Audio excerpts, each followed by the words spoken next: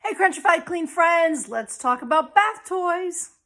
A certain type of bath toy that should be avoided at all costs if possible are the type of bath toys with the holes in them, like the little rubber duckies or squirt toys.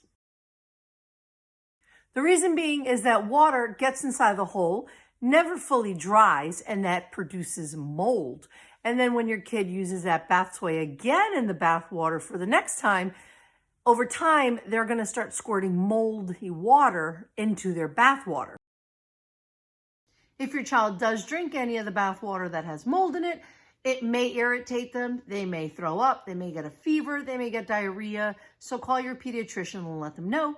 If they get any of that moldy bath water in their eyes, it can give them an infection, or even in their private parts, it can give them an infection. Even though you may try to rinse out as much of the water, squeeze it out, it's still going to be damp in there, and it's going to be damp and dark in the toy, and mold will grow. I have seen people rinse it out or submerge it in vinegar for at least 30 minutes for the dwell time so it can kill off any kind of bacteria or mold. But again, it's not fully drying because it's enclosed, so you're still going to run the risk of having mold grow in there.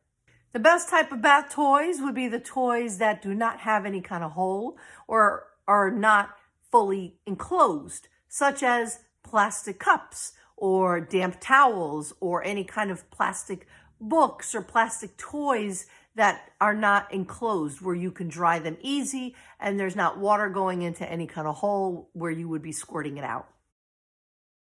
One tip to keep your rubber ducky in your kid's bathtub is to super glue the hole shut with some hot glue gun.